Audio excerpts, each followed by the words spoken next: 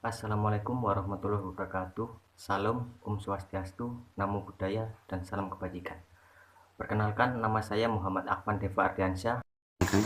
Nama saya Febren Indra Basuki. Kelompok kami akan membawakan sebuah berita yang sempat viral, yaitu mengenai gerakan konvoi yang dilakukan oleh rombongan oknum berjaket hijau atau disebut Khilafatul Muslimin. Untuk lebih jelasnya, mari kita lihat videonya.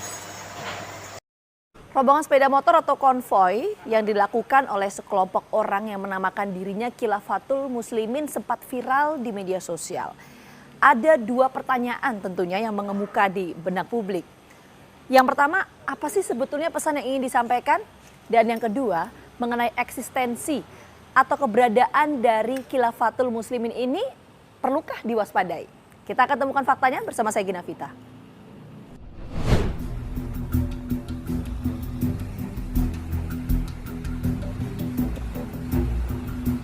Dunia maya geger. Minggu 29 Mei 2022 pagi hari, sebuah video amatir merekam aktivitas sekelompok pesepeda motor yang membawa poster dan bendera yang menyatakan telah berdiri Khilafah Islamiyah di Indonesia.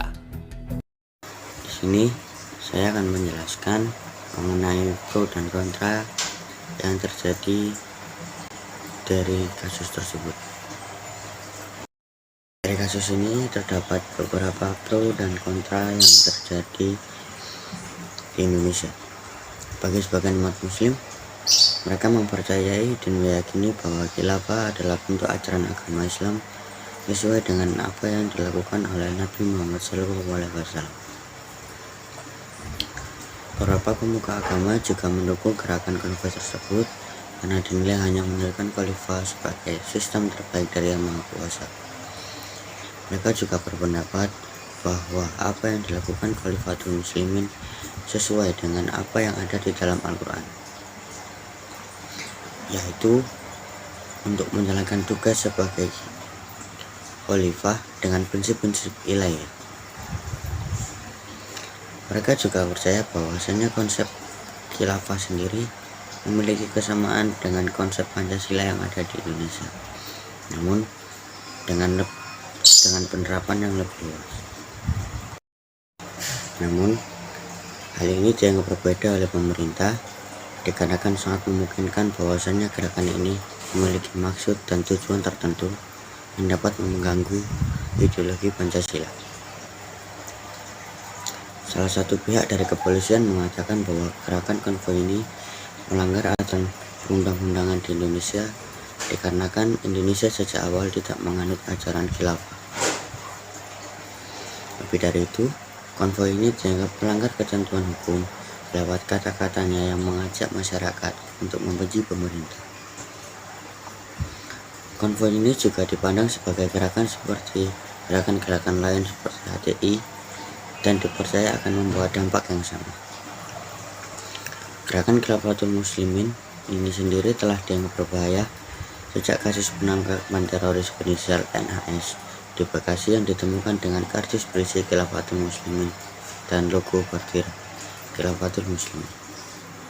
Ini saya sebagai perwakilan kelompok untuk menyampaikan hasil analisa yang telah kami diskusikan mengenai organisasi Khilafatul Muslimin yang telah beredar di masyarakat. Nah, berdasarkan berita tersebut, kami merumuskan masalah, yaitu sebagai berikut. Apakah organisasi Khilafatul Muslimin dapat membahayakan Indonesia? Nah, untuk itu, pertama, kami akan menjelaskan apa itu Khilafatul Muslimin.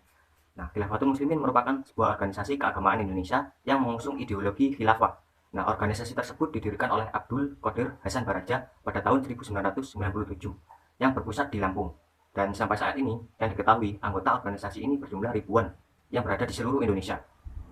Lantas, salahkah jika organisasi masyarakat tersebut didirikan? Untuk pendirian organisasi tersebut tidak salah. Pendirian sebuah organisasi di Indonesia sudah diatur dalam pasal 28E ayat 3 Undang-Undang Dasar 1945 yang bunyinya sebagai berikut. Setiap orang berhak atas kebebasan berserikat, berkumpul, dan mengeluarkan pendapat. Jadi, pendirian sebuah organisasi di Indonesia dibebaskan asalkan masih sesuai dengan Pancasila dan undang-undang yang ada. ormas atau organisasi masyarakat dianggap sebagai wadah yang tepat untuk menyalurkan segala bentuk aspirasi rakyat kepada negaranya. Jaminan kebebasan berserikat ini diperkuat dengan ditetapkannya Undang-Undang Nomor 17 Tahun 2013 tentang Organisasi Kemasyarakatan atau Ormas. Undang-undang ini merupakan dasar legalitas bagi pendirian ormas-ormas di Indonesia. Namun, telah disadari bahwa pasca reformasi banyak ormas baru bermunculan, sehingga diperlukannya batas sekaligus dasar legalitas yang jelas untuk mengatur pergerakan ormas di Indonesia. Nah, Undang-Undang Nomor 17 Tahun 2013 tentang ormas kemudian diubah menjadi dengan diterbitkannya Perpu Nomor 2 Tahun 2017. Dalam Perpu tersebut, salah satunya diatur bahwa ormas terlarang ialah ormas yang menganut, mengembangkan, serta menyebarkan ajaran atau paham yang bertentangan dengan Pancasila. Dalam penjelasan Perpu tersebut, disebutkan bahwa yang dimaksud dengan ajaran atau paham yang bertentangan dengan Pancasila antara lain adalah ajaran ateisme, komunisme atau marxisme, leninisme, atau paham lain yang bertujuan mengganti atau mengubah Pancasila dan Undang-Undang Dasar Negara Republik Indonesia tahun 1945. Nah, jadi mendirikan organisasi tersebut tidaklah salah. Yang menjadi masalah adalah ideologi yang diusung oleh organisasi Khilafatul Muslimin tersebut, yaitu ideologi mengenai khilafah. Nah, lalu apakah khilafah itu? Secara umum, khilafah merupakan sebuah sistem pemerintahan yang menerapkan Islam sebagai ideologinya, syariat sebagai dasar hukum, serta mengikuti cara kepemimpinan Nabi Muhammad SAW dan Khulafaur Rasyidin dalam menjalankan pemerintahannya. Khilafah juga didefinisikan sebagai sebuah sistem kepemimpinan umum bagi seluruh kaum muslim di dunia untuk menerapkan hukum-hukum Islam dan mengembangkan dakwah Islam ke seluruh penjuru dunia. Sedangkan Pancasila merupakan ideologi dasar dalam kehidupan bagi negara Indonesia. Pancasila merupakan rumusan dan pedoman kehidupan berbangsa dan bernegara bagi seluruh rakyat Indonesia. Indonesia sebagai negara Pancasila dipimpin oleh seorang presiden yang ditunjuk atau dipilih melalui pemilihan umum yang sah dan oleh seluruh masyarakat Indonesia. Sedangkan dalam khilafah, pemimpin dipilih berdasarkan keputusan beberapa orang saja dan bahkan karena faktor keturunan juga. Kemudian dalam kasus ini, para anggota dan juga pemimpin organisasi Khilafatul Muslimin mengklaim bahwa organisasi tersebut mendukung secara penuh NKRI dan tidak bertentangan dengan nilai-nilai Pancasila. Tetapi dalam kegiatan yang dilakukan oleh organisasi ini berkontradiksi dengan apa yang mereka katakan. Contohnya saja, kegiatan konvoi yang dilakukan oleh organisasi ini beberapa waktu yang lalu. Di dalam konvoi tersebut, mereka menggunakan atribut berwarna hijau dan putih dengan membawa bendera organisasi dan poster yang bertuliskan Khilafah Solusi Tuntas Problem Umat, Sambut Kebangkitan Khilafah Islamiyah, dan lain sebagainya. Selain itu, mereka juga menyebarkan selebaran yang isinya mengenai organisasi Khilafatul Muslimin. Hal tersebut secara tidak langsung dapat menimbulkan spekulasi bahwa organisasi ini mengajak masyarakat untuk mengikuti organisasi mereka dan menyebarkan ideologi mereka, di mana hal tersebut sudah diatur dalam Perpu Nomor 2 Tahun 2017, yang mana ormas terlarang merupakan ormas yang menganut, mengembangkan, serta menyebarkan ajaran atau paham yang bertentangan dengan Pancasila. Selain itu, genealogi Khilafatul Muslimin dikatakan tidak bisa dilepaskan dari Negara Islam Indonesia atau NII. Hal itu karena sebagian besar tokoh kunci dalam gerakan ini adalah mantan kelompok NII. Salah satu kunci dan bahkan pendiri sekaligus pemimpin dari organisasi Khilafatul Muslimin adalah Abdul Qadir Hasan Baraja, yang kita ketahui merupakan mantan anggota NII, sekaligus salah satu pendiri pondok pesantren Al-Mu'min Nguruki bersama Abu Bakar Ba'asyir dan lainnya. Serta ikut ambil dalam Majelis Mujahidin Indonesia atau MII pada tahun 2000. Hal inilah yang menjadikan organisasi ini dianulir sebagai organisasi radikal yang membahayakan Indonesia. Selanjutnya, parameter yang bisa kita pakai untuk melihat organisasi Khilafatul Muslimin merupakan organisasi normal atau organisasi yang bermasalah. Di antaranya sebagai berikut. Yang pertama, aspek ideologi yang berbahaya dengan memiliki cinta ideologi khilafah di Indonesia, sebagaimana seperti HTI, JI, JAD maupun jaringan terorisme yang lainnya. Walaupun dalam pengakuan mereka tidak bertentangan dengan Pancasila, namun ideologi mereka adalah mengkafirkan sistem yang tidak sesuai dengan pandangannya. Kedua, secara historis, pendiri gerakan ini sangat dekat dengan kelompok radikal seperti NII, MII, dan memiliki jejak dalam kasus terorisme. Hal ini dibuktikan dengan pimpinan mereka, yaitu Baraja, yang telah mengalami 2 kali penahanan. Pertama pada Januari 1979 yang berhubungan dengan teror Warman, ditahan selama 3 tahun. Kemudian ditangkap dan ditahan kembali selama 13 tahun, berhubungan dengan kasus bom di Jawa Timur dan Borobudur pada awal tahun 1985.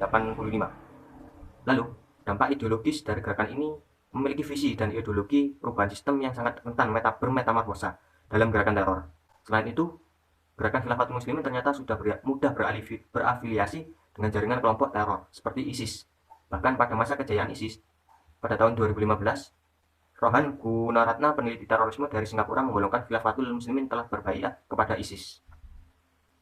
Jadi, hasil analisa masalah yang kami jelaskan tersebut, kami dapat menyimpulkan bahwa organisasi Khilafatul Muslimin merupakan organisasi yang membahayakan Indonesia. Dan yang terakhir, merupakan pertanyaan mendasar mengenai organisasi Khilafatul Muslimin. Jika memang mereka cinta NKRI, mereka tidak bertentangan dengan hukum negara, mereka tidak bertentangan terutama dengan Pancasila, lantas untuk apa mereka mendirikan Khilafatul Muslimin? Untuk apa mereka mendaulat diri mereka sebagai khilafah sementara? Sedangkan di Indonesia kita sudah memiliki kepemimpinan yang sah, memiliki pemerintahan yang sah, dan dipilih oleh rakyat, dan semua ini didasarkan dengan Pancasila. Mungkin sekian hasil analisa dari kelompok kami. Kami ucapkan terima kasih. Wassalamualaikum warahmatullahi wabarakatuh. Salam Swastiastu, Namo Buddhaya, dan salam kebajikan.